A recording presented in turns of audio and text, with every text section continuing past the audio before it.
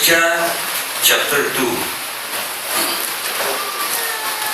Little children, it is the last time, and as you have heard that Antichrist shall come, even now are there many Antichrists, whereby we know that it is the last time. They went out from us, but they were not of us. For if they had been of us, they would no doubt have continued with us, but they went out, that they might be made manifest that they were not all of us. But ye have an action from the Holy One, and you know all things. I have not written unto you because you know not the truth, but because you know it, and that no lie is of the truth. Who is a liar but he that denieth that Jesus is the Christ? He is Antichrist, that denieth the Father and the Son. Whosoever denieth the Son, the same hath not the Father. But he that acknowledgeth the Son hath the Father also. Let that therefore abide in you which ye have heard from the beginning, of that which, if that which ye have heard from the beginning shall remain in you, you also shall continue in the Son and in the Father. And this is the promise that He had promised us, even eternal life. These things I have written unto you concerning them that seduce you. But the anointing which ye have received of Him abideth in you, and ye need not that any man teach you, but as the same anointing teacheth you of all things, and is truth. It is no lie, and even that it hath taught you, ye shall abide in Him. And now, little children, abide in Him, that when He shall appear, He may have confidence. We may have confidence and not be ashamed before Him and at His coming. If you know that He is righteous, you know that everyone that doeth righteousness is born of Him. Medyo nakakapulol po yung King James na English. Ano po? Tagalogin po natin. Sabi dito, mumunting mga anak, ito ang huling oras, at gaya ng inyong narinig na darating ang Antikristo. Kahit ngayon, lumitaw ang marami ng Antikristo, kaya nga nalalaman natin na ito ang huling araw, o ito na ang huling araw. Sila'y nangagsilabas sa atin, ngunit sila'y hindi sa atin, sapagkat kung sila'y sa atin, ay nagsipanatili sana sa atin, ngunit nangagsilabas, upang sila'y mahayag na silang lahat ay hindi sa atin. At kayo'y may pahid ng banal at nalalaman ninyo ang lahat ng mga bagay.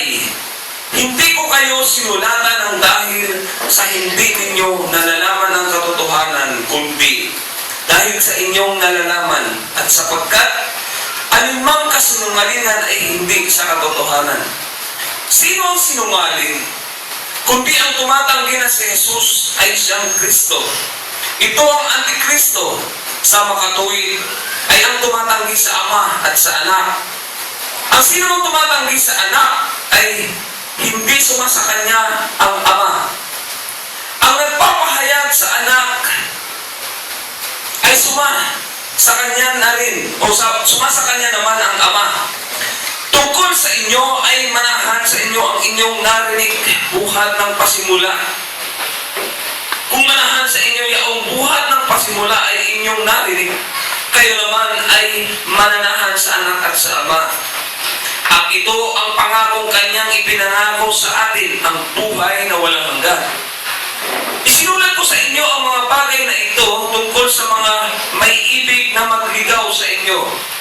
tungkol sa inyo, ang pagkapahid na sa Kanya'y inyong tinanggap ay nananahan sa inyo at hindi ninyo kailangan kayo'y turuan ng sinuman. Ngunit kung paano kayo'y tinuturuan ng Kanyang pahid tungkol sa lahat ng mga bagay, at siyang totoo at hindi kasinungalingan. At kung paano kayo'y tinuruan nito ay kayong nananahan sa Kanya. At ngayon, mumuntikong mga anak, manahan kayo sa Kanya upang kung siya'y mahayag ay magkaroon kayo ng pagkakatiwala at huwag tayong mapapahiya sa harapan niya sa Kanyang pagparito. Kung nalalaman ninyong siya'y matuwid, nalalaman naman ninyo na ang bawat gumagawa ng katuwiran ay ipinanganak niya. Nais ko pong ibahagi ang isang napaka-importanting bagay, lalo na sa panahong ito o sa mga panahong ito. Isang napaka-importanting bagay, napakahalagang bagay, isang bagay na dapat nating tinatangkilik, dapat nating iniingatan at dapat nating pinagyayamanan. Ang bagay na ito na siya pong susi, siyang dahilan para makaunawa, makilala, malaman natin, matanto natin kung ano ang mga bagay na ukol sa Diyos at mga bagay na ukol sa Diablo.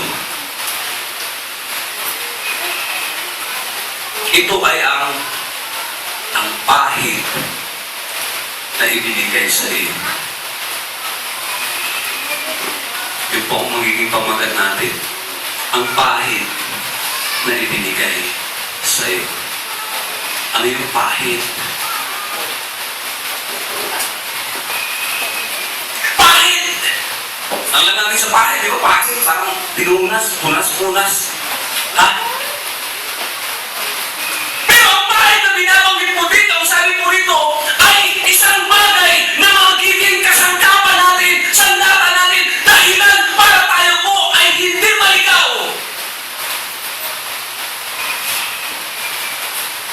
Basta paano kung malalaman ako'y may pahid?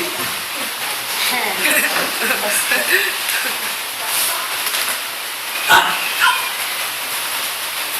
Paano nga ba natin malalaman na ang isang tao may pahid?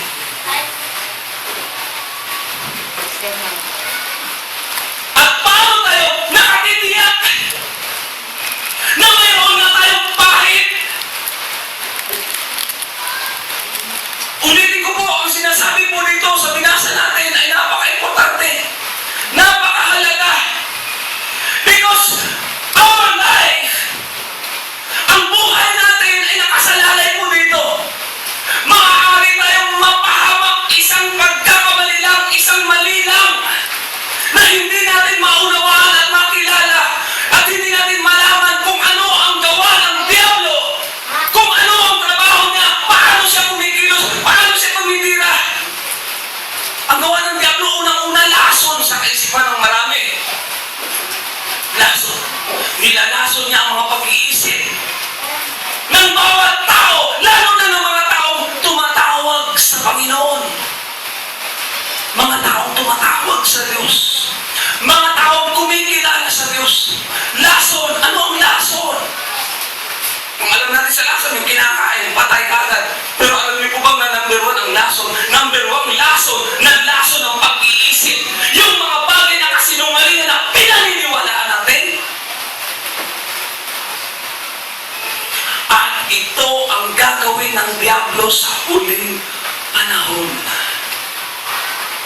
Anong sabi po ng binasa natin? Maraming mga antikristo at marami nang lumabas. Marami nang naglilitawan. At ang malungkot pa dito, ang sabi ng Biblia, sila ay mga dati nating kasama. Kung sila ay dati nating kasama, ibig sabihin noon, mga kapatid, sila ay mga dating nakakakilala sa Diyos. Sila ay mga dating tumatawag sa Diyos.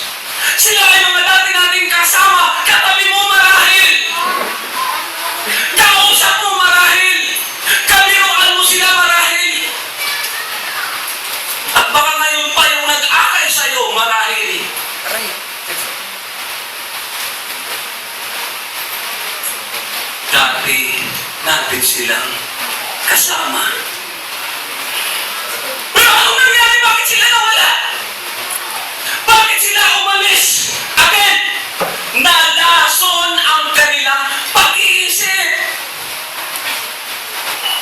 Ano ba ang paglalason sa pag-iisip? Ano ba ang lason ng pag-iisip? Ulitin ko lang, kapag ang isang bagay na hindi katotohanan ay iyong napaniwalaan, iyong nasang-ayunan, ang isang bagay na walang katotohanan, ang isang bagay na hindi angkop sa sinasabi ng salita ng Diyos at iyong pinaniwalaan ay lason. Pero ang sabi ng Bible, kung sila'y nagsilabas, nagpapatunay lamang daw yun na sila'y totoong hindi sa atin. Sapagkat ang nangyari sa kanila ay isang paghahayag na talagang hindi natin sila kasama. Nangangahulugan yan, mga kapatid. Nakakuha ka.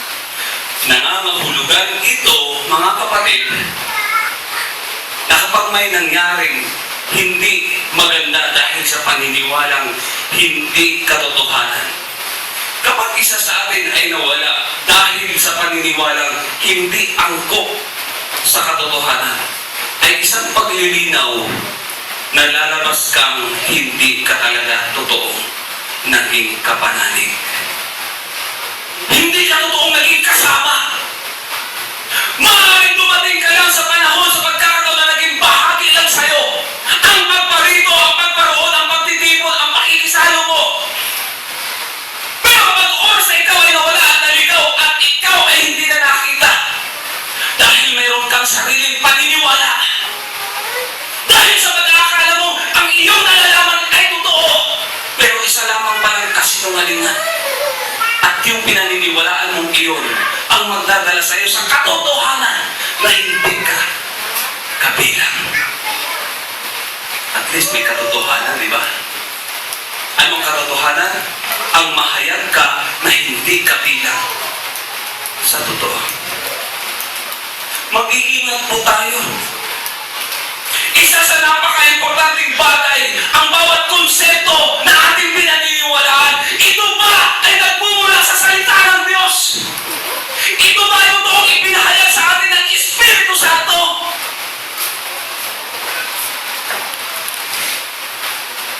Napakahirap kung magmarunong. Mas madaling sumagot ang hindi ko alam. Ang dami pong nagtatanong sa akin. Alam niyo po, kapag hindi ko alam, inaamay ko, hindi ko po yan alam eh. Pastor, yung blood moon ba, makikita kaya yan dito? Abot kaya dito sa amin? Hindi ko po alam eh. Wala po akong idea dyan.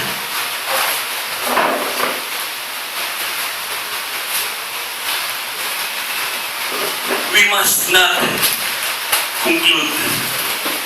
Dahil ang lason, na hahawa-hawa yan. Magsalita ka ng hindi totoo. Isang bagay na hindi tama. Isang bagay na hindi tumpak. Kapag ang iyong sinasabi na hindi totoo, hindi tama, hindi tumpak, kapag yan ay nilagyan mo ng paninindigan, lalabas yan na tumpak. At sa isipan ng mga nakakarinig na iyong napapaliwala, isang lason. Isang lason.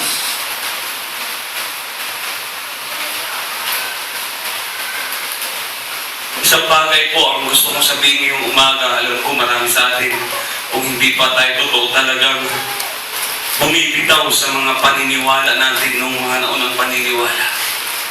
Nakakalungkot, pero masaya. Ano yung nakakalungkot? Simulan natin sa bad news. Ano yung nakakalungkot? Kasi lahat tayo, halos pare-pareho tayo ng pinanggalingan. Pare-pareho tayo ng pinaniniwalaan. Pare-pareho tayo ng kinamulatan. Kinagisnan ng paniniwala. Pero ang lahat ng iyon ay lason sa ating mga isipan. Humubog sa ating katauhan. Binuo tayo ng kasinungalingang iyon. Doon tayo namulat, doon tayo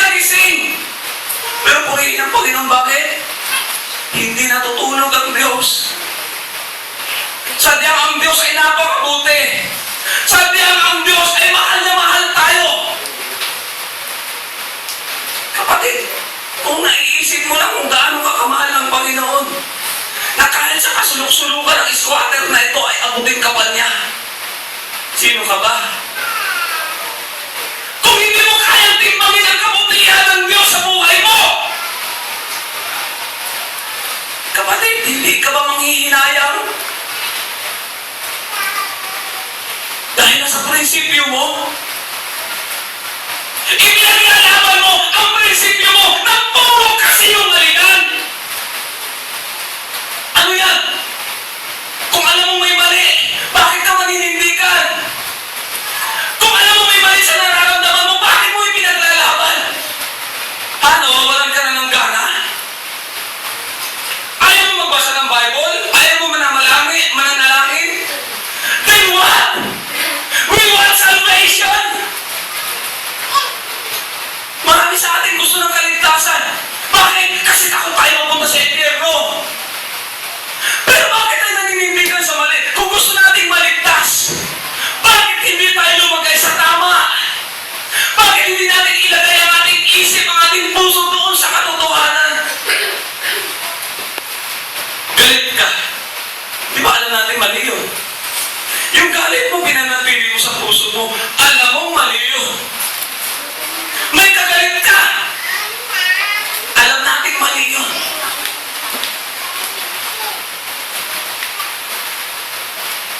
Then what? Ang akala natin, tama pa rin yan. Pero isa lang kasinungalingan yan. To be honest, hindi lahat na pumupunta sa simbahan banal.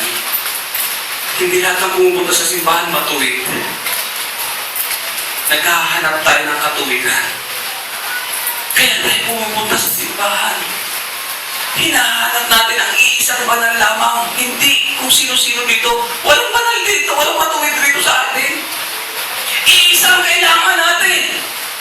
Si Jesus ang kailangan natin. Itanin niyo po yan sa isipan ng bawat isa. Sa isipan natin. Si Jesus ang kailangan natin. Ano po sinasabi ko kanina? Na malungkot. Dahil sa may mga pinagmulan tayo. Yung pinaniniwalaan natin. Baka doon tayo ipinanganak, doon tayo nabinyagan, doon tayo naikasal. Marami tayong mga naging inaanak doon. Pumupunta tayo doon. Pinagbibigyan natin kasi kaibigan natin, kapatid natin, kapamilya natin. Pumupunta tayo doon kasi nakikisama tayo. Paulit-ulit tayo pumupunta doon. Bakit? Kayo, alam na natin ang katotohanan at alam natin yun ay kasinungalingan. Ito ang isang kasinungalingan. Alam natin may paniniwala doon na may Diyos. Di ba ba? Pero hindi itinuro sa atin ang totoong Diyos. Alam natin na marami silang tinatawag kung sino-sino. Pero hindi itinuro sa atin na isa lang ang dapat natin tawagin. At lalong hindi itinuro sa atin na ang Diyos ay Espiritu, na ang Diyos ay katotohanan at dapat siyang sinasamba sa Espiritu at katotohanan lamang. Ito pang isang malungkot. Itinuro sa atin na mayroong tatlong persona, Diyos Ama, Diyos Anak at Diyos Espiritu Santo. At may isang Diyos lamang. Pero later on, ang Ama, kung sino yung nagtuturo, kinikilala ng marami, billion of people, mga naloko, mga nalinang na-deceive. At ang sabi niya, the Father, the Abba Father, is my being. Sabi naman ng isa pa, don't go to Jesus for repentance, come to me. That's another one. Lately, sabi nung isa, itong pinakapinuno, itong manlililang na ito, itong sinungaling na ito. Sabi niya, Ang second sa Trinity ay hindi si Jesus Christ, kundi si Mary.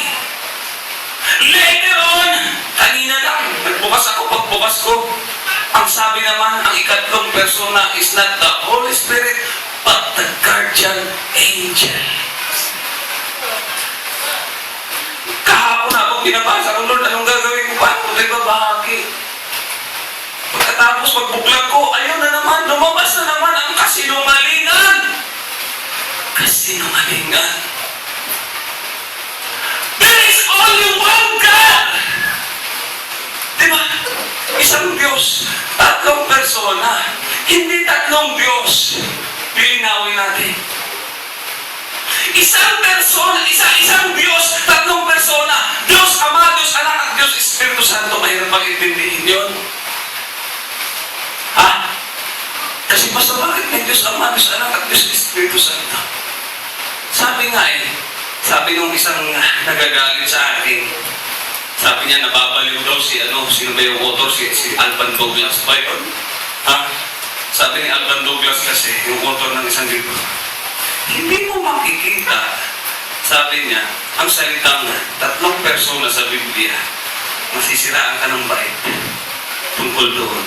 Kakahanap para halugugin kung ano ang tungkol sa tatlong persona. Tapos ang karugtong sabi niya, pero kung ibinay mo naman ang tatlong persona, ay delikado, nakahantong sa'yo sa pagkapahamak. Sabi niya, ulit sabi niya, tignan mo yan, yung pastor niyo na yan, yung sa Pastor Cesar Christ witness na yan. Ha? Kung anong tinuturo sa inyo, kung anong mga sinasabi sa inyo, pinangangaral sa inyo, mga followers ng Pastor Cesar. Ano Pastor? Pastor Cesar na yan. Tinuturo sa inyo tatlong persona, nakakabaliw nga daw. Sabi ko sa kanya, kaya ka pala baliw na Hindi ka man nahihimik dyan. Sabi ko, wala nang pumapatol sa mga sinasabi mo kasi nga ayaw ka nang patulan ng mga tao, ng mga believers. Ako talaga tinutulig sa. Kaya natatawa po ako sa kanya. Bakit? Again, ang Diyos ay misteryoso. Ang Diyos ay mahiwaga. Wala kang mabasa ng tatlong persona, pero nag-exist ang tatlo. Sabi naman ng isa, yung persona, hindi naman kasi sa tao, sige, being na lang, being. Ayaw na ng Tagalog, English eh. Pero kung English, being, payag siya.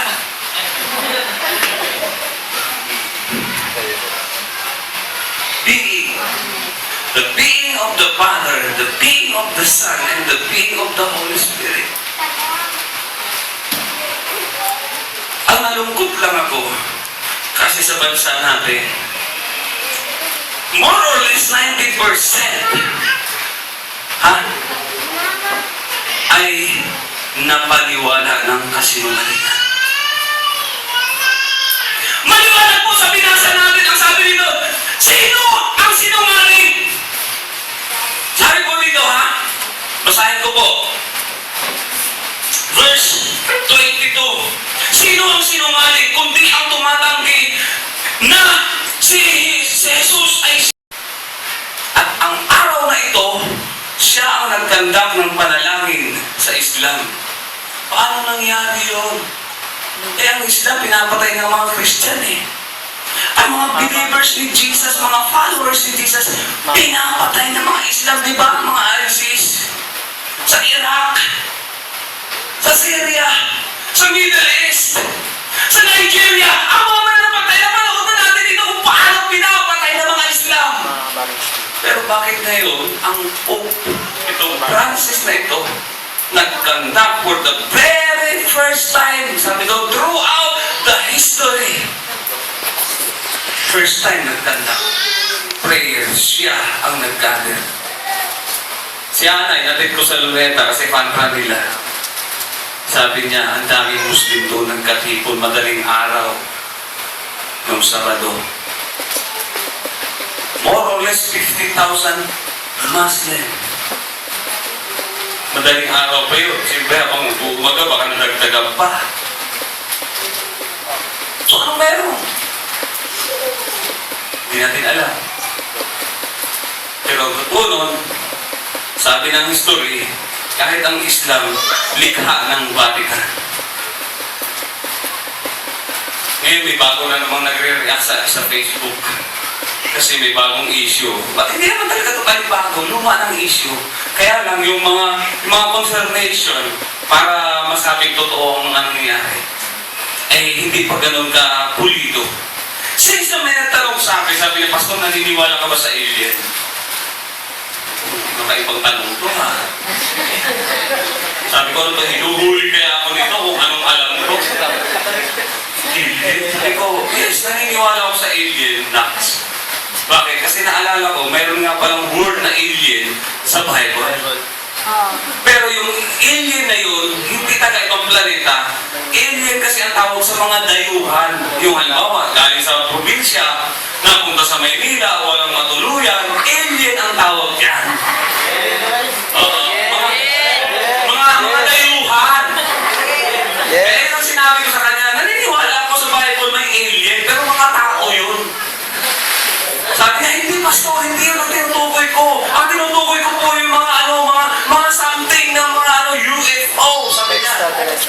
Sabi ko, may narinig na akong ganyan pero hindi pa ako masyadong kumbinsido kasi hindi pa na-confirm. Pero nung sinerch ko po, ang dami na pala talaga. Mga flying objects. Nakakapanood ako, nakakita ako, hindi ko pinapansin dati, mga nakikita gano'n, mga kulay bilog na ganyan.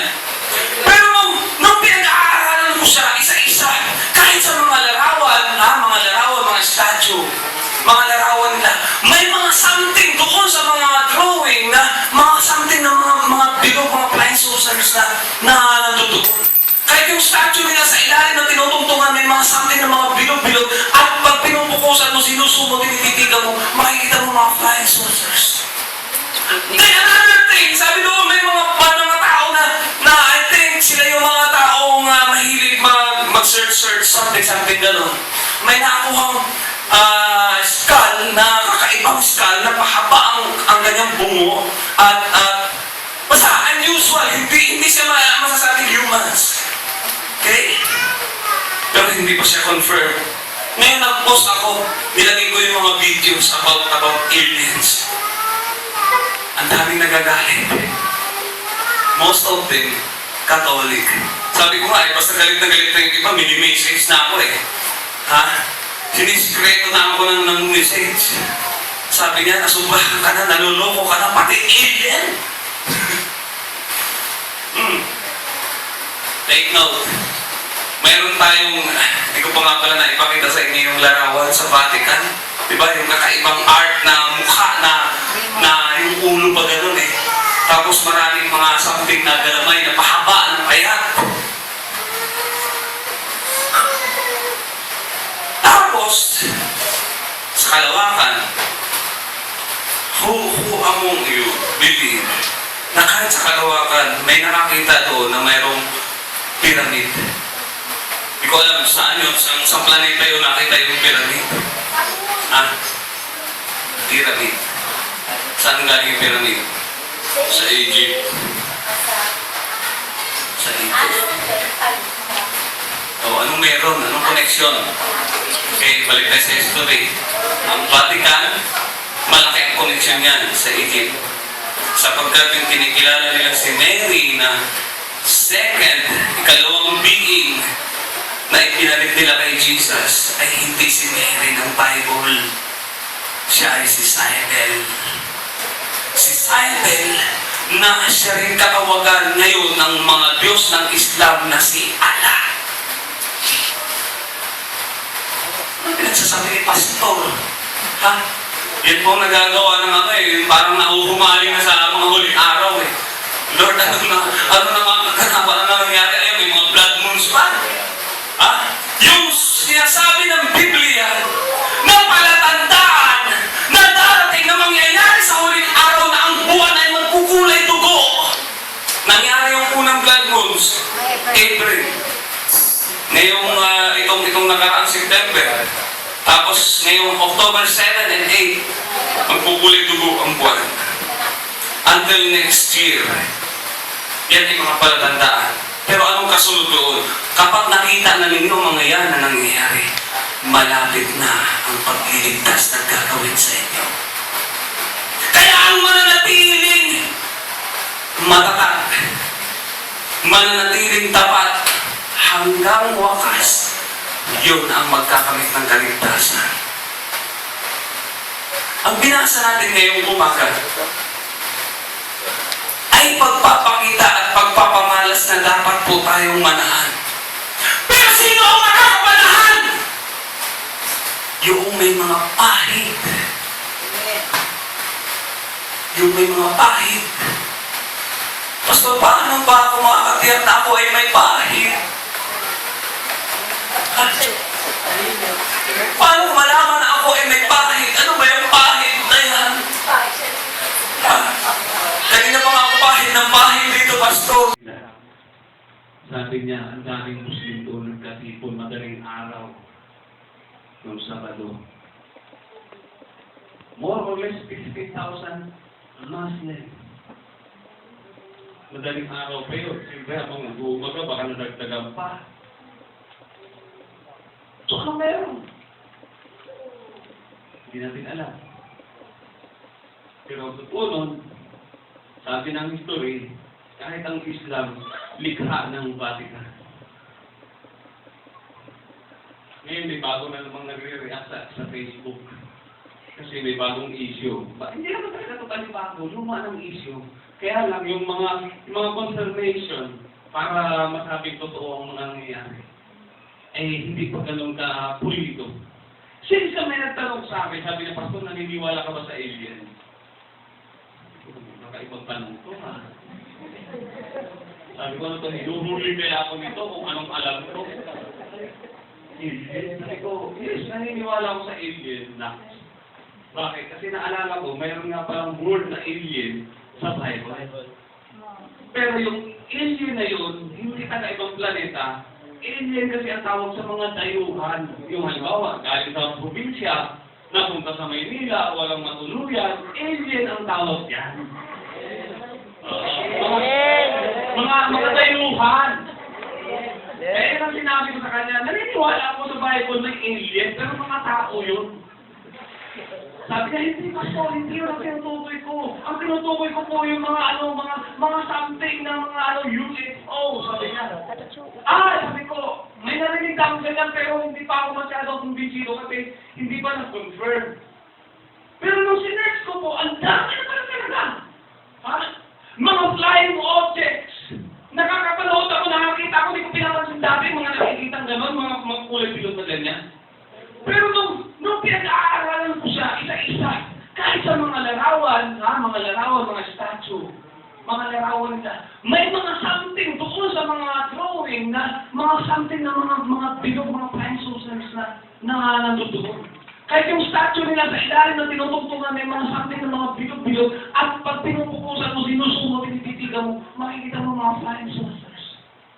Then another thing, sabi ko may mga tao na I think sila yung mga taong mahilig mag-search something gano'n. May nakuhang skull na kakaibang skull na pahaba ang ganyang bungo at basta unusual, hindi siya masasabing humans. Okay? Pero hindi pa siya confirmed. Ngayon nag-post ako, nilagay ko yung mga videos about aliens. Ang daming nagagalit. Most of them, Catholic. Sabi ko basta galit na yung iba, mini-message na ako Sinisikreto na ako ng message. Sabi niya, nasubrahan ka na, naluloko ka na, pati alien. Take note. Mayroon tayong, hindi ko pa nga pala na ipakita sa inyo yung larawan sa Vatican. Diba, yung kakaibang art na mukha na yung ulo pa gano'n Tapos maraming mga something na galamay na pahaba ng payat. Tapos, sa kalawakan, who among you believe na kahit sa kalawakan, may nakakita doon na mayroong pyramid? Hindi ko alam saan yun, sa planeta yun nakita yung pyramid. Pyramid. Saan galing yung pyramid? Sa Egypt. O, anong meron? Anong koneksyon? Okay, balik tayo sa history. Ang Vatican, malaki ang koneksyon niyan sa Egypt. Sapagkat yung kinikilala nila si Mary na ikalawang being na itinalit nila kay Jesus ay hindi si Mary ng Bible. Siya ay si Cybele. Si Cybele na siya rin katawagan ngayon ng mga Diyos ng Islam na si Allah. Ano pinagsasabi ni Pastor? Ha? Yun pong nagagawa ng parang nahuhumaling na sa mga huling araw eh. Lord, ano na mga kaganapan na nangyari? Ayaw, may mga blood moons pa. Ha? Yung sinasabi ng Biblia na palatandaan na darating na mangyayari sa huling araw na ang buwan ay magkukulay dugo. Nangyari yung unang blood moons, April. Ngayong itong nakaraang September. Tapos ngayong October 7 and 8, magkukulay dugo ang buwan. Until next year. Yan ay mga palatandaan. Pero anong kasunod doon? Kapag nakita na ninyo ang mga yan na nangyayari, malapit na ang pagliligtas na gagawin sa inyo. Kaya ang mananatiling matatag, mananatiling tapat hanggang wakas, yun ang magkakamit ng kaligtasan. Ang binasa natin ngayong umaga ay pagpapakita at pagpapamalas na dapat po tayong manahan. Pero sino ang makakapanahan? Yung may mga pahid. Yung may mga pahid. Basta paano pa ako makakatiyak na ako ay may pahid? Paano ko malaman na ako ay may pahid? Ano ba yung pahid na yan? Kanina pa ako pahid ng pahid dito, Pastor.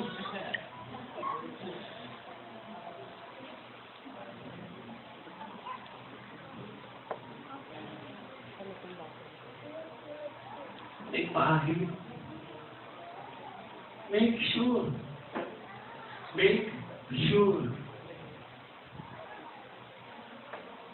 Ang sabi po dito, verse 20, at kayo'y may pahid ng banal. Ano yun, Pastor? At nalalaman ninyo ang lahat ng mga banal. Ngayon, ang sabi po rito, ang may mga pahid na mga banal. Take note. Sabi ko nga sa inyo kanina, paano natin malalaman? Paano natin makikilala? Kung sino ang may pahid? Ang may pahid, ang sabi nito, nakakaalam ng katotohanan, malalaman niya ang katotohanan. Hindi siya basta-basta nauuto. Hindi siya basta-basta napapapaniwala. Yung may mga pahid, mayroon niyang discerning. Madali niyang ma-evaluate kung ano ang sinasabi nito at ang sinasabi ng kasulatan. Madali po yung ma-recognize. Madali mo yung nalaman eh. Magre-reflect ka agad sa'yo eh. Kapag ito may sinasabi, parang yung sinasabi niya hindi yata, parang hindi, parang taliwas yun ah. Biglang maalala mo bakit ang trabaho ng pahid na ito, ang pahid ng Espiritu Santo, yan ang trabaho ng sabi ng Panginoon bago siya umakyat sa langit. Siya ang magpapaalala sa inyo ng lahat ng mga sinasabi ko. Lahat ng mga itinuro ko sa inyo, siya ang magpapaalala para ingatan kayo.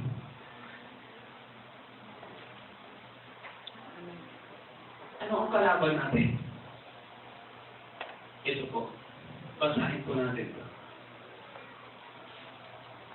26. Isinulat ko sa inyo ang mga bagay na ito tungkol sa may ibig na magligaw sa inyo. Sa English, ang sabi nito, concerning them that seduce you. Isang bagay, espiritu na panlinlang. Espiritu na mandalaya. Espiritu na manlilito. Espiritu na magliligaw.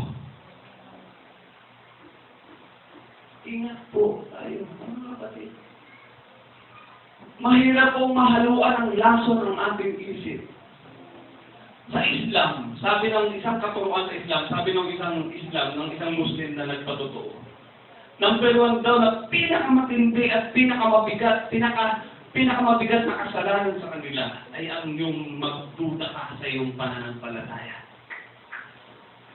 Yan ang pinakamabigat na kasalanan sa kanila.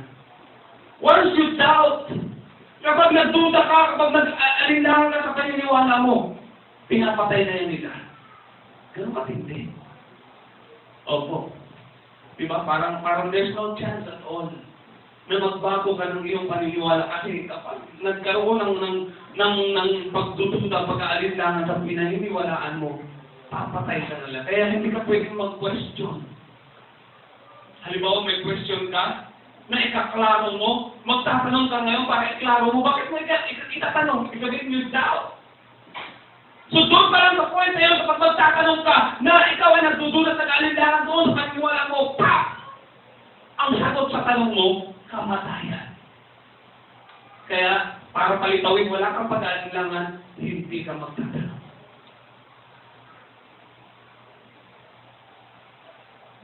Pinapatay. Again, balikan po natin yung sinasabi ko. Seducing spirit. Ang akala natin yung seducing spirit ay yung pinutokso tayo. Diba? Yung mga mahahalay na espiritu. Totoo po yun. Pero alam niyo po ba na kahit ang paniniwala, ang espiritu ng kahalayan na tinutukoy sa Bible na sa huling araw, ang babaeng tinutukoy ang reyna ng Babylonia, ang babaeng ito na mahalay na tumukso sa mga mananampalataya sa iglesia na tinatag ng Panginoong Hesukristo.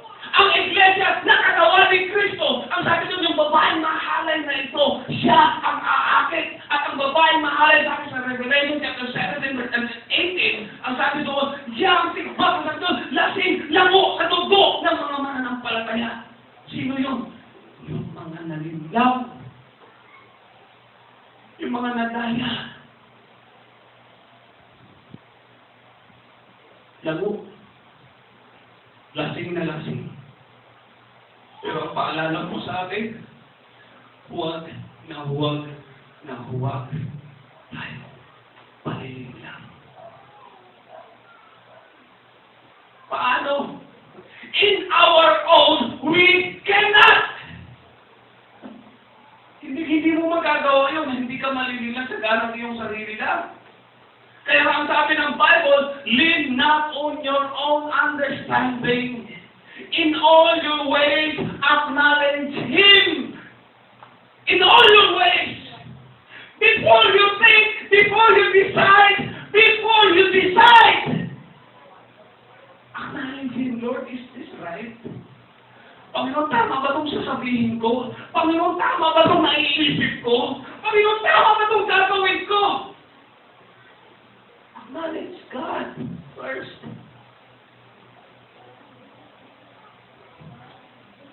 Mag-iingat po tayo mga kapatid. We are on the last days. Take note, dati natin silang kasama.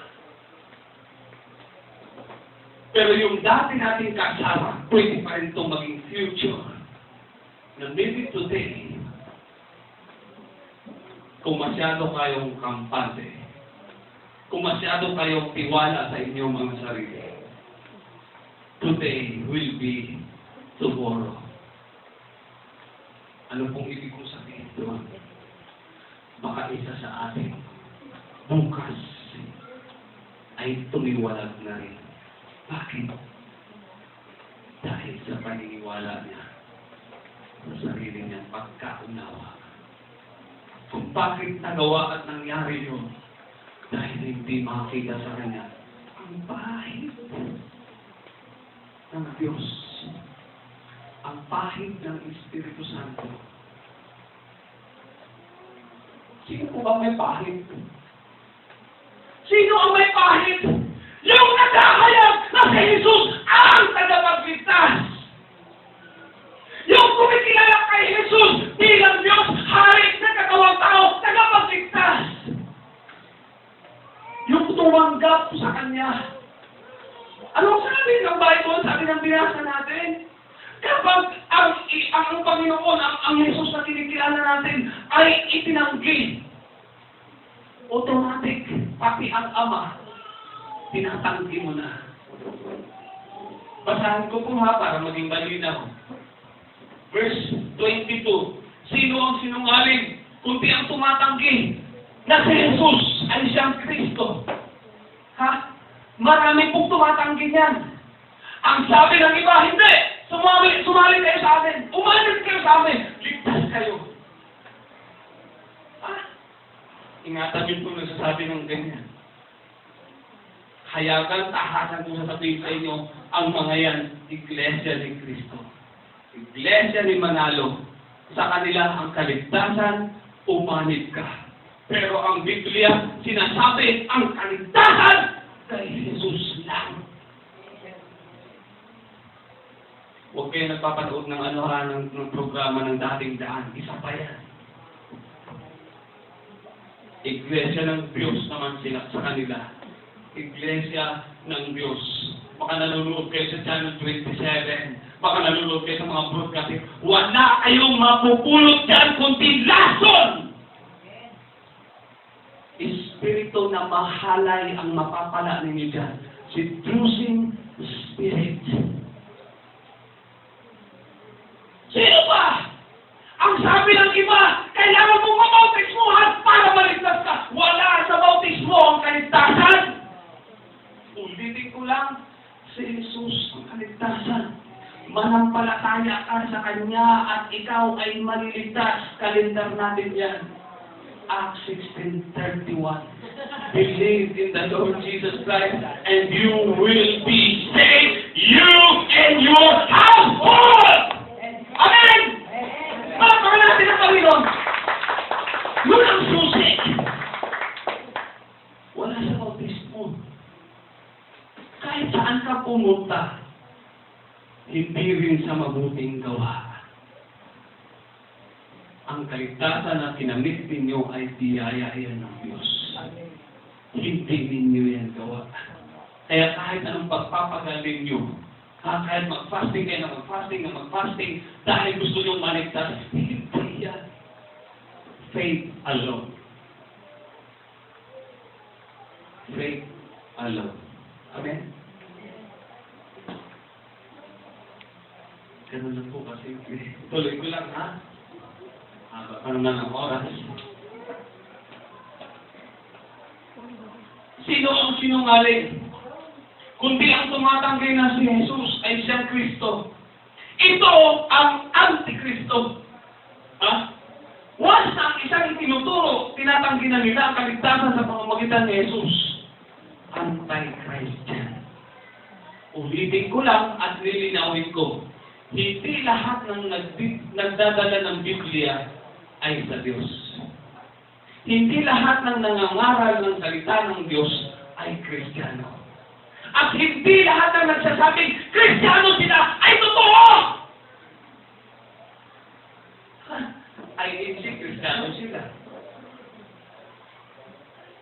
Dating daan, yung kay Soriano, Kristiyano sila. Yung Jesus Miracle Crusade, kay Almeda, Kristiyano sila. Pastor, ano yan? Maging isa-isa mo. Opo. Kailangan natin isa-isahin. Baka kasi umatin-atin kayo doon minsan. Opo. Marami din sasabi. Yung mga Pentecostal, yung mga nandiyan sa palengke, umaakyat sa bus, Kristiyano sila. Pero alam nyo ba, doon sa Bible School, yung mga estudyante, nung sila ay sinabi ko, magpa-practicum tayo. Mag-preach kayo sa bus, pupunta kayo sa terminal sa Alabang. So, ang dami namin mahigit 20. Sabi ko, sige, basta ang gawin ninyo, magpaalam kayo sa driver, magpaalam kayo sa conductor. Kapag sinabi nila, sige, okay, pwede, okay, go. Pero ito ang sasabihin ninyo, unang-una, para makinig sa inyo ang mga tao, sabihin ninyo, wala kaming hihingiin. Opo. So, ayun, doon, mga estudyante, watak-watak sila. Pero alam niyo ba nangyari? Itong lupon ito. Itong sandamakmak, itong tropa, mga samahan ng mga Pentecostal kuno at Pentecostal, ginamit pa. Yung word sa Bible na Pentecost, yung araw, 50 araw na ang Panginoon, ang Espiritu Santo bumaba doon sa mga disipulo. Ha? Doon nga kinuha sa salitang Pentecostal. Alam niyo kung ano nangyari? Dinumog yung mga estudyante doon. Ang dami nila kasama yung pastora. Sino yung sabi sa inyo dito kayo mga? May ganun ba? At sabi nila, bawal mangaral dito. Sapagat dito, teritoryo namin to. Ha? May teritoryo? Alam ko sa Bible, walang teritoryo. Kung mangangaral ka, humayong ka from Jerusalem, Judea, Samaria, hanggang sa katulutulungan ng mundo. Walang teritoryo. Bawal mangaral dito. Kaya naman yung mga estudyante, ano lang namin to, practicum namin to, kasi required namin. Hindi pwede!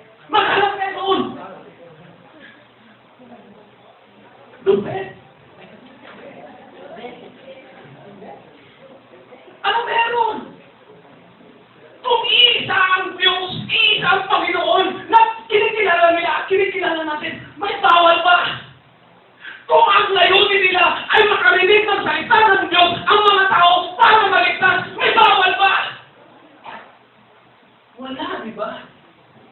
Pero doon pa lang nagtatanong na ako, Lord, bakit gano'n? Anong meron sa kanila? Then I find out. Sa kanila, mas importante ang pag-iikapo kaysa sa kaligtasan. Ganong kalupit. Ganong kalupit. At sa kanila, ang may karapatan lang mangaral ay mga apostol. Kung hindi ka apostol, hindi ka dapat nagpapahayag ng salita ng Diyos. Di ba kaya ito? Pinagtulungan nila yung babae doon na nag-post tungkol sa yung Fourth Watch eh. Ha? Talagang si apostol eh. Sabi ko buti na lang, di ako apostol, propeta lang ako. Joke lang yun, tinitry. Ano yung Bible? Sabi ng Bible, magaganap ang lahat. Darating ang kaligtasan, kailangang ipahayag ang Biblia sa lahat ng dako. Walang dinugtong doon, kailangang ipahayag ng lahat ng apostol ang salita ng Diyos sa lahat ng dako. Sa napakalaking kalukuhan kasi nawalingan. Therefore, what? Sino-sino sila? Ang founder ng Fourth Watch, si Kiguloy, si Almeda, ang dating daan, si Manalo, mga dating natin kasama. Mga dati silang naniniwala sa Diyos, Ama, Diyos, Anak, Diyos, Espiritu Santo. Pero ano nangyari? Si Manalo, dating Katolik, nagprotesta, pumasok ng Jehovah's Witnesses. Nung lumabas, nagtayo ang sarili. Nung Katolik siya, 3 persona pa. Sa protesta, 3 persona pa, nawala na yung imahe. Unti-unting nawawala. Nung nag-Jehovah siya, yung 3 persona na parehang sana ang kapangyarihan, pantay, ang Diyos Ama, Diyos Anak, at Diyos Espiritu Santo, pagdating sa Jehovah, lumiit si Jesus, maliit na Diyos lang yan. Sa Jehovah. Lumabas! Nagtayo ng sarili niya, wala nang kapangyarihan si Jesus. Tao na lang! Makakapagligtas pa ang tao? Kailangan natin ang Diyos na nagkatawang tao. At yan ang Panginoong Jesucristo. Kung ang Diyos mismo pumunta sa lupa para iligtas ang tao, patay lahat. Sabi ng Bible, hindi mo pwede makita ang Diyos. Saan yung pagka-Diyos niya? Hindi pwede. Kaya nga nagkatawang tao siya para makita ang anyo ng Panginoong Jesus. Para tayo makalapit sa Kanya. Siya ang ating tagapamagitan. Ibig sabihin, pinagtatakpan tayo ng Panginoon. Siya ang ating katuwiran. Kaya nga ang bawat nakipag-isa sa Panginoon ay wala na ang dati niyang pagkatao. Bakit? Kasi ang Panginoon na ang nasa likuran mo, ang nasa harapan mo, siya ang bumabalo sa'yo, kaya nakakalapit tayo sa Ama. Through Jesus Christ. Therefore, we cannot deny. Hindi pwede natin itanggi. Hindi natin pwede ikaila. Hindi pwede natin paliwalain. Si Jesus ang ating Panginoon. Okay? Balikan ko po ha. Sino ang sinungaling? Kung di ang tumatanggi na si Jesus ay siyang Kristo. Ito ang Antikristo. Sa makatuwid ay ang tumatanggi sa Ama at sa Anak. Ang sino mang tumanggi sa Anak ay hindi sumasa kanya ang Ama. Ang nagpapahayag sa Anak ay sumasa kanya naman ang Ama. Ito pang isang maliwanag dito mga kapatid. Hindi pwedeng sabihin nila na mas makapangyarihan ang Ama. At ang Anak, tao na. Tinanggi mo na yun. Automatic, itinanggi mo na yan. Dahil ang katotohanan, ang Anak ay Diyos. Di ba nang pasimula, siya ang salita, kasama ng Diyos ang salita, at ang salita ay Diyos. At ang salita ay nagkatawang tao. Maliwanag, ang salita ay Diyos, at ang salita ay nagkatawang tao. So, itatanggi natin. 1 John 5 verse 20. Nasa katotohanan tayo. Ibinigay sa atin ang katotohanan, malaman natin ang katotohanan, at tayo lang sa totoo. Nasa tunay na Diyos, ang Panginoong Jesucristo. Ito ang tunay na Diyos. O may nabanggit ulit. Na siya ay Diyos at tunay na Diyos. Tapos sasabihin nila, tao lamang. Hindi pwedeng ipagwalang bahala, kapatid. Manatili po tayo sa katotohanan. Huwag tayong palilim lang. Hanggat maaari, alam ko mabubuting tao ang mga Pilipino. Tuwing may kakatok sa bahay, mahilig tayo magbukas kasi tao tayo, makatao. Di po ba? Magaling tayo makisama. Kung may kumakatok sa inyong mga bahay, okay, kung hindi kayo tiyak kung ano sila at sino sila, huwag na po kayo magpatuloy. Ulitin ko lang, ang numero unong lason sa kaisipan ng mga tao ay ang sinasabi nila. Ang kanilang mga aral, ang kanilang mga turo. Mag-iingat po tayo. Kahit sa mga pag-search natin, kukuha kayo sa Google, manonood tayo sa YouTube. Kung hindi mo kilala ang mga tinitignan mo at binabasa mo, ingat po tayo. Ingat-ingat din. Okay lang kung ikaw ang malason. Ang masaklat naghanap ka pa ng damay. Opo. Kasi pagkatapos mong mabasa, at iyong binasa ay pinaniwalaan mo, at yung binasa mo na pinaniwalaan mo, ay ibabahagi mo sa iba. At sasabihin mo, ito ang tama. Kapatid, bumalik tayo sa Biblia. Nandito ang tama. Gusto mo ng tama, na lakas tama, mapuspos ka sa salita ng Diyos. Mapuno ka ng... Alam niyo ba yung Red Horse? Kung sino ang pinuputo ng Red Horse? Magpasakay sa Revelation. Ang nakasakay sa kabayong pula. Anong sinasabi ito? Away. Ha? War! Yun ang nakasama na sinasabi niya. War. At alam niyo ba kung ilang kabayo nang nagpapakita ngayon? Isang kabayong nakasakay sa kabayong puti. Isang kabayong nakukoronahan. This is Jesus. Yung may corona na nakasakay sa kabayong puti at nakaputi ay yung nagsabi na si Mary ang pangalawa sa persona ng Diyos. Na ang Holy Spirit ay ang guardian angel daw kuno. Ito ang manlilinaw. Ano ba nakaputi yun? At nakukoronahan? At ang kabayong puti ay tumutukoy po yan sa religion. Mag-ingat tayo. Maraming religion ngayon tuwing sasamba nakaputi. Opo. Pero alam niyo po ba, ang tunay na nakasakay sa kabayong puti ay nakukoronahan ng maraming korona. Korona ng mga korona.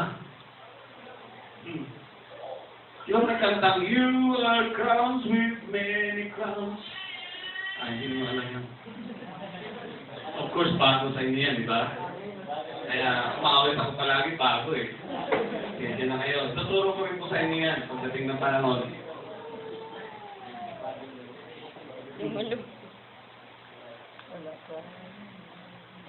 Kala nyo laos? Hindi ah. Tapusin ko po ha. At nauubusan na ng oras yung ating video. Ang sino man tumanggi sa anak ay hindi sumasa kanya ang ama. Kapag kayo ay dumalo sa mga pagtitipon na hindi kinikilala ang anak, huwag kayong mangarap. Kaya sabihin niyo, ang ama ang nakila sa lahat. Sa ama tayo lumapit. Kasi yun ang mas mataas ang katungkulan. Kasi ama yun. Hindi natin alam na kapag tinanggi mo yung anak, automatic, pati ang ama ay tinanggi mo na rin. Kasi ang ama, hindi niya pwedeng i-bypass ang kanyang anak. Di ba anak niya yan eh? Alam niyo yun? Di ba kapag ang anak mo, nakita mo, kahit sabihin mo, ang anak mo makulit, ang anak mo may kasalanan, kapag nakita mo piningot yan ng ibang tao, kahit alam mo may ginawa mali ang anak mo, ikaw bilang magulang iisipin mo, ano ba naman yan, di ba? Kahit alam mo mali yan, gagawa ka ng dahilan para ipagtanggol mo yung anak mo. At aawain mo yung gumagawa ng ganyan sa anak mo. Hello? Kung minsan naman, yung anak mo, kapag nakita nila mahal nila ang anak mo, pakiramdam mo, di ba tuwa ka rin? Ha? May nagbibigay ng pasalubong sa anak mo, inaabot ka ng anak mo. Di ba tumutuwa ka kasi pakiramdam mo parang sa iyo yung ginawa? Ganun po katindi.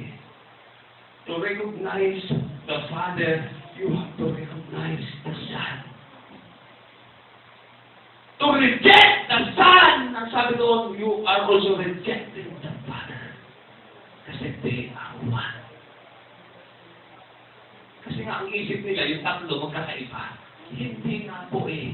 Isang Diyos lamang na may tatlong persona. Sabi nga ni Bundok, yung mangga, may balat, may laman, at may buto.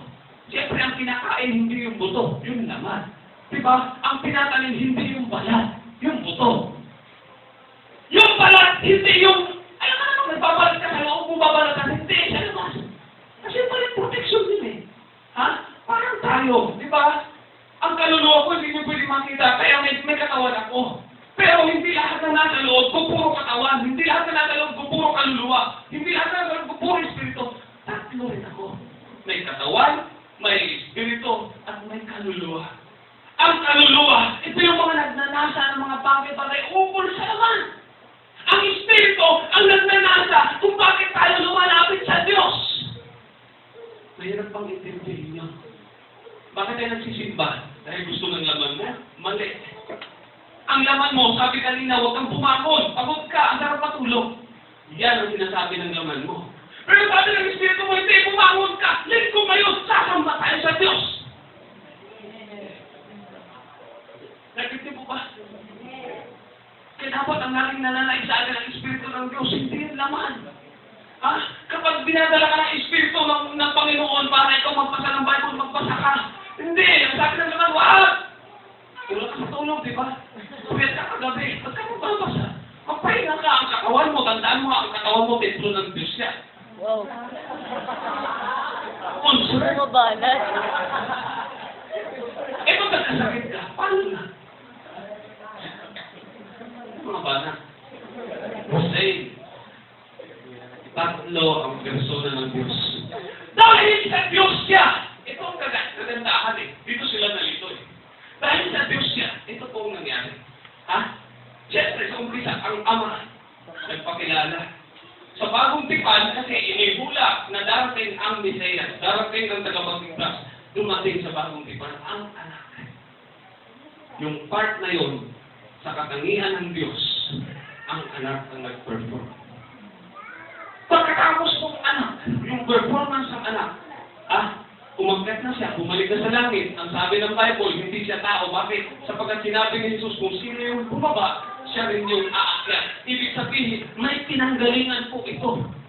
Sabi nila, hindi, ang anak binuhay ng Ama, kalokohan.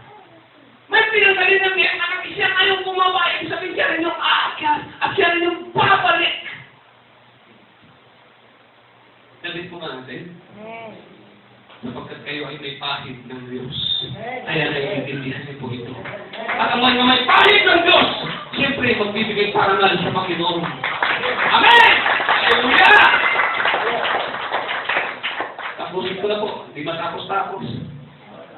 Ang sino mang tumatanggi sa anak ay hindi sumasa kanya ang ama. Ang nagpapahayag sa anak ay sumasa kanya naman ang ama.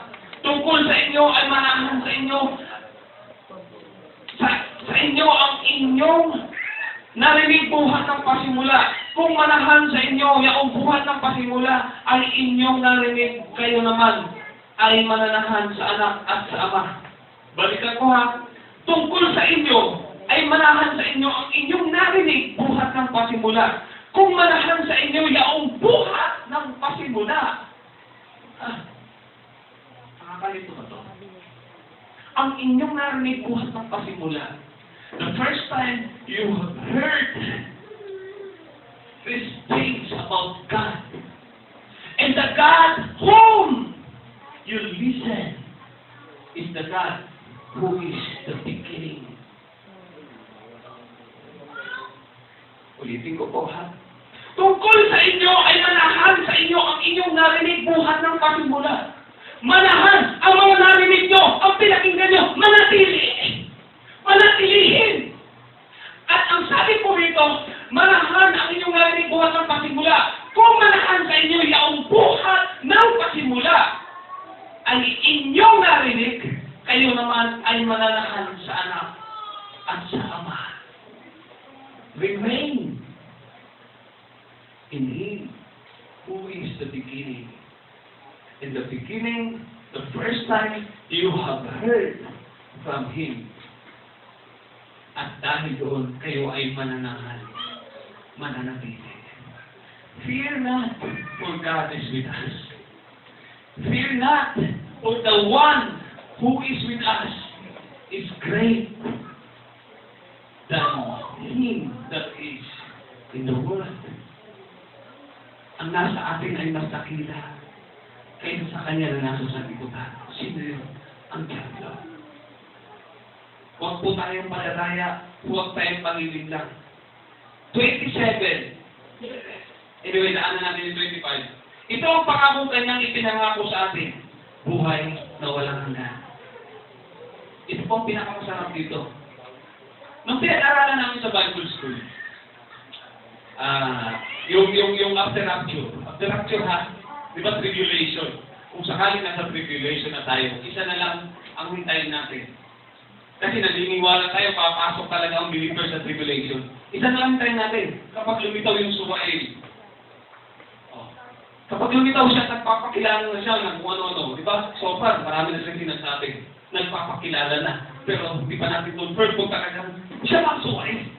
Although may mga antikristo. Ang mga antikristo, yung mga hindi nagsasabi tungkol kay Jesus bilang Mesiyas, bilang tagapagligtas, yan ang mga antikristo. Yung hindi kumikilala sa anak, yan ang mga antikristo. Pero yung Suwael, antikristo yun, at the same time, Suwael. Ang sabi ko bakit na Suwael? Kasi aangkin niya lahat ng karangalan na para sa Diyos lamang. Magpapakilala siya na siya ang magtataglay at nagdadala ng kapangyarihan ng demonyo. At sasabihin niya yun ay sa Diyos. Isa lang, hintayin po natin yun. Kapag lumitaw yun, yun ay ang sabi dito sa kalagitnaan ng 7 taon, doon siya lilitaw at magpapakilala. At the rest ng 7 taon, yung kalahati ng 7 taon, yun ang pinakamatindi sa lahat. Bakit? Sa pagpapakilala niya, kasunod na nun. Kasunod ang pinakamatindi ng mga pagsubok para tayo ay salain. Pero alam niyo ba sa napag-aralan namin after rapture, kapag tayo ay nagtagumpay, sino ang magtatagumpay? Yung may mga pahid. Yung may mga pahid. Bakit? Kasi maninindigan yan. Sabi ng binasa namin, alam niyo lang ang katotohanan. At walang pwedeng manglindan sa inyo. Walang sino mang makapagsasabi sa inyo ng ganito ng gano'n. Alam niyo na ang katotohanan. May mga pahid tayo. Kaya yung katotohanan na yan, hindi mo yan bibitawan. Bakit? Alam mo kung anong dala niyan. Buhay na walang hanggan. Pinag-aralan namin after rapture, tapos yung millennial reign with Jesus. Yung 1,000 years. As we evaluate yung 1,000. Kung i-evaluate namin yun, na hindi yung literal na 1,000, ikaw lang, sa inyo kung literal yun. 1,000 years. Ang sabi doon, ang mga nagtagumpay, ang mga natugutan, ang mga mananampalataya, ang mga nagtiis, ang mga nahihirapan, ang mga nagpatuloy sa kanilang paniniwala sa Diyos, kahit na nakakakal sila, kahit pinipersecute, kahit inuusik, sila yung kukunin ng Panginoon. At sabi doon, kapag kinuha na sila, mananahan sila doon, sabi doon, 1,000 taon, gagawa ang Panginoon ng bagong kalalagyan nila. Sabi nga, di ba, ang Bible? Gagawa ay paghahanda ko ng bagong kalalagyan. Yung millennial reign, 1,000 years na pananahan ni Jesus, ang sabi doon, kasama ng mga naligtas. Inibalwit namin, kasi sabi ng Bible, ang isang araw sa Diyos, 1,000 taon sa atin. Isang araw pa lang ng Diyos yan. Kaya nga sabi namin, kung literal yun, na 1 taon sa atin, 1,000 taon lang. Pero kung yung evaluation na yun ay sa Diyos, ibig sabihin yung 1,000 taon na yun, tinahims namin to 1,000 years. 365 million years sa atin. 365 million. Ang 365 million para mabuhay ka ng ganun katagal, ipagpapalit mo sa panandali ang pagsasabi lang na hindi ko kilala ang Panginoon. Ipagpapalit mo dahil lang sa problema mo. Tatalikod ka, magpapaslide ka. Na ang problema mo, sarili mo lang naman ang problema mo. Sasabihin mo, ayoko na, hindi ko na kaya. O, alin ang kaya mo? Yung mapunta ka sa impyerno? Na walang hanggang pagduro sa paghihirap, wala ka ng chance para maligtas. 365 million years. Mga kapatid, kung may mga mahal kayo sa buhay na nakakakilala sa Panginoon, naghihintay sila.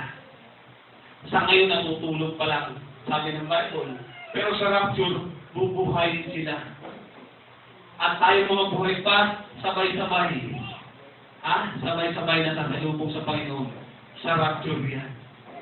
Imagine, at that time, makikita ko nanay ko, mahahawakan ko kamay ng nanay ko, ha? Pero tayo, don't be sad. Don't be sad. Be happy.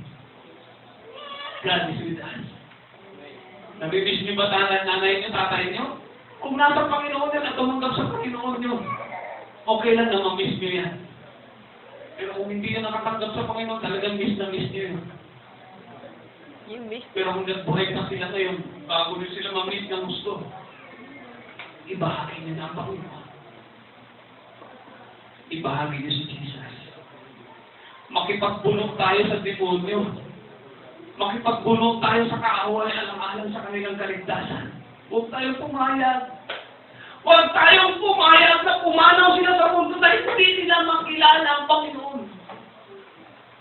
Huwag tayong pumayag. Baka katabi mo sila sa higaan ngayon. Kausap mo sila ngayon. Kabiruan mo sila ngayon. Paano bukas? We are now in the last days. We are in the last days. Nasa huling araw na po tayo. Malapit na malapit na malapit na malapit na ang kanyang tabi.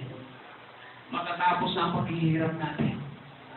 Yung trabaho natin walang katapusan. Tuwing umaga, kailangan mong bumangon, nakikita kang bumangon, walang katapusan. Bakit ganito ang buhay? Gusto kong matulog, gusto kong magpahinga, gusto kong mag-relax, pero hindi pwede. Kailangan kong kumain. Minsan ay hirapan tayo kasi kailangan natin uminom ng gamot. May sakit tayo, parang walang lunas. Gamot, gamot, gamot. Matatapos lahat yan. Ang kawakasan ng lahat ay nasa piling ng Panginoon. Ibahagi po natin ang salita ng Diyos. We must tell the love of Jesus to them. Jesus loves us. Jesus loves everyone. God loves the world. He gave His one and only Son. Kailangan po nilang tanggapin ng Panginoon. Sino po dito hindi pa Kristiyano ang mga magulang? Salamat naman. Hindi pa Kristiyano na. Sino po dito hindi Kristiyano mga kapatid? Kristiyano. Sino dito ang Kristiyano? Siya lang ang Kristiyano sa kanilang pamilya. Purihin ang Panginoon. Isa lang ang susi dyan. Keep on believing. Jesus will save them. Amen? Manampalataya ka sa Panginoon.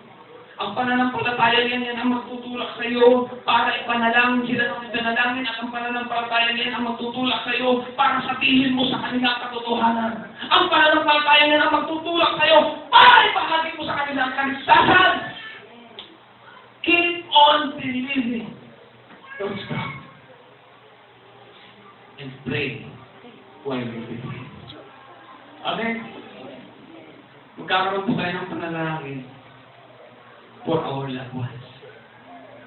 For our loved ones. Kung Katolik sila, madali lang po yan madala. Ang mahirap baka naunahan na yan ang kaaway. O baka maunahan yan ng kaaway. Baka may mga kaibigan tayo, malapit-lapit na sana natin maakay. O baka naakay na natin, pero nawala pa. Kapatid, dapat patuloy natin silang yayain. Patuloy natin silang akayin. Patuloy natin ipahagi sa kanila ang kaligtasan. Malapit na po. Malapit na. Kung mapapanood nyo lang lahat ng mga napanood kong mga video, lahat ng mga koleksyon kong video, kulang ang isang araw para ipakita sa inyo na nasa huling araw na tayo. Kamakailan lang may nakuha akong video. Naging dahilan para i-block ako sa Facebook. Hindi ako makapag-comment, hindi ako makapag-like, hindi man ako makapag-message. Hindi ako makapag-share, wala akong na-post. Parang nagbabasa lang ako na wala na namang magagawa. Bakit ako blinak? Kasi nilagay ko yung isang katotohanan doon na may taong pinupugutan ng ulo kailangan videohan. Pero the purpose is that we are in the last days. Kasi ang sabi ng Bible, sa huling araw, kayo ay papatayin, kayo ay pupugutan. Pero hindi nila pagkatakutan yan. Sinabi niya ng Panginoon, huwag kayong matakot sa pumapatay ng katawan at pagkatapos wala nang magagawa pa. Bagkus ang katakutan ninyo ay pagkatapos mamatay ng katawan mo, nagbubulit ng kaluluwa sa impyerno. At yun ang ating Panginoon. Pero never tayo mabulit sa impyerno kung mayroon tayong magkilala sa Kanya. Wala tayong dapat katakutan. At ang kamatayan, sabi doon, sa pagdampi lamang, halimbawa, pupukutan ka. Hindi mo naman mararanasan matitikpan ang sakit eh. Kasi pagdampi pa lamang ng gamit kung ano mang gagamitin para ikaw ay puksain. Ang espiritu mo, kukunin na yan ang Panginoon. Bakit hindi niya ipapalasap sa iyo kung ano ang kamatayan? Sabi ng Bible, napagtagumpayan na ng Panginoon ang kamatayan.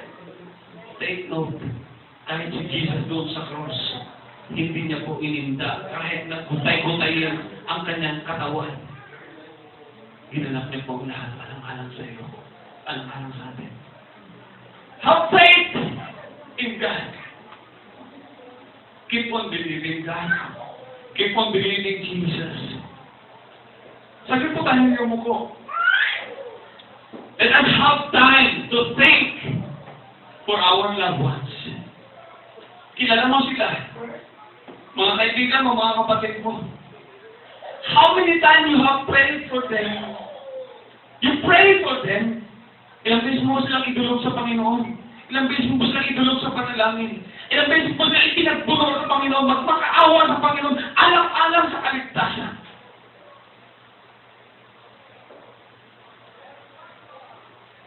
Sige po, magkaroon tayo ng oras para manalangin sa Diyos.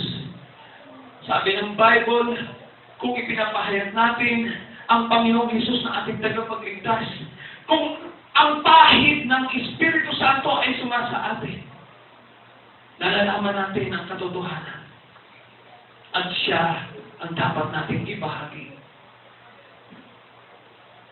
Let us pray. Magkaroon kayo ng panalangin para sa inyong mga sa buhay. Sabay-sabay po tayo. Let us pray. Father, we thank you, Lord. We give you praise, God. We give you glory. Panginoon, salamat sa iyong mga salita. Salamat, Panginoon, dahil alam namin buhay kang Diyos, totoo kang Diyos. Panginoon, nakikita namin at nalalaman namin ang mga kaganapan, ang mga nangyayari itong mga huling araw, itong mga huling panahon. Marami po, Panginoon, ang mga naglilitawan, mga palatandaan, mga nagaganap, na sinasabi po, Panginoon, na mangyayari at mangyayari ang mga tandang ito dahil malapit ka nang dumating. Dahil nais mo na maging handa ang lahat. Nais mo na paghandaan namin ang iyong pagbabalik. Panginoon, patuloy kami tumutulong sa iyo. Lumalapit sa iyo, Panginoon. Ang mga tinataas namin, ipinapanalangin namin, Panginoon, ang bawat isa na patuloy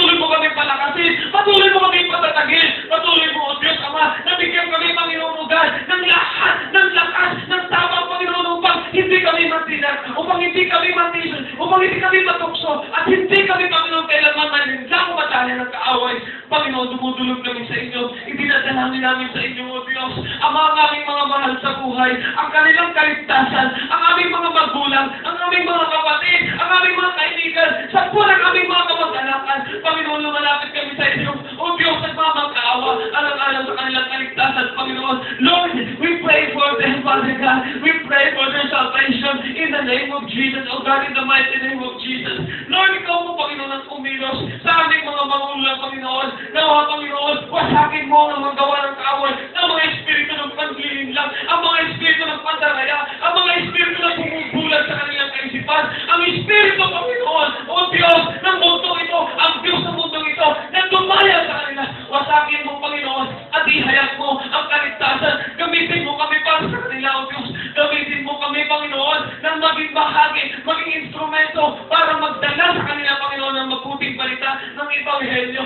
Panginoon, O Diyos, Ama, patuloy kami lumalapit, patuloy kami tumutulong, patuloy kami nagtitiwala, patuloy kami, Panginoon, O Diyos, sumasampataya na ikaw lang hindi na may magagawa. O Diyos, patuloy na abutin mo ang lahat ng mga tao, ang mga tao na bubulagan, ang mga tao, Panginoon, na hindi nalalaman ang katotohanan nito. Ikaw ang katotohanan, Panginoon, na dapat nila magkilala. O Diyos, abutin mo, Panginoon, naman. Lord, patuloy ka magligtas. Patuloy na mahayag ang iyong kalooban. Patuloy na mahayag ang iyong kabutihan. Patuloy na mahayag, O Diyos, ang mabuting balita. Alang-alang, Panginoon, sa kaigtasan ng marami. Panginoon, marami kong salamat. At patuloy po akong dumudulog sa inyo. Patuloy po ako, Panginoon, lumalapit. Nananalangin sa inyo, Panginoon, na ang iyong mga anak, ang iyong mga tinubos, ay patuloy mong pakabanalin, patuloy mong lahiran mo ng iyong Santong Espiritu, Panginoon. Father, anoint each and every one of us. Anoint us with your Spirit, Father God. Lord, hayaan mo na ang Espiritu Santo ang manahan sa amin, sapagkat ito po ang magdadala sa amin, maglalayo sa amin, Panginoon, sa kapahamakan, maglalayo sa amin upang kami ay mawasak at masira, maglalayo sa amin, Panginoon, upang hindi kami madala ng mga pandaraya ng kaaway. Panginoon, hayaan mo ng Espiritu Santo mo ay patuloy na magtinga sa aming mga puso, patuloy, O Diyos, na manahan, patuloy na magpalakas sa aming mga buhay. Panginoon, ikinagkakatiwala namin sa inyo ang aming mga sarili, ang aming mga buhay, ang bawat isa sa amin, ang mga mananampalataya mo, ang mga pamilya na tinawag mo sa iglesia ito, ang buong sampahan namin, Panginoon, patuloy namin ikinagkakatiwala, patuloy namin ininalagak sa inyo. Salamat, Panginoon, sa kaligtasan. Salamat sa buhay na walang hanggan. Salamat, Panginoon, sa buhay na ganap at kasiya-siya. Salamat sa ginawa mo sa krus ng Kalbaryo, Panginoon Jesus. Salamat po sa kaligtasan. Salamat sa biyaya. Salamat sa lahat, Panginoon, na iyong inalay alang-alang sa amin. Salamat sa pagsasakripisyo mo. Salamat, O Diyos. Salamat din naman sa iyong Espiritu Santo na iyong pinagkatiwala sa amin upang ang iyong mga anak ay ingatan. Ang iyong mga anak ay patatagin. Ang mga anak mo ay protektahan. Ang mga anak mo ay patuloy na ilayo, O Diyos, sa mga gawa ng mapanilang ng mga Espiritu. Salamat po, aming Ama. We glorify your name, Father God. We glorify your name. We bless you, Jesus. We give you praise, Lord. We give you honor. We give you thanks. Thank you, God. Thank you, Lord. Panginoon, nagtitiwala kami. Tinanggap namin ang aming mga nilulog sa inyo. Panginoon, ang aming mga ipinanalangin sa inyo, alam namin narinig mo ang lahat ng ito. Lord, salamat. Dahil alam namin kikilos ka at gagawa ka sa buhay ng bawat isa sa atin. Lord, gagamitin mo kami itong mga huling araw. Gagamitin mo kami, Panginoon, para ihayag, Panginoon, ang iyong kapangyarihan, ang iyong kadakilaan, ang iyong kalooban. Maraming pong salamat, Ama. Maraming salamat, aming Diyos. Purihin ka sa pangalan ni Jesus. Sa pangalan ni Jesus. Amen. Palpakan natin ang Panginoon.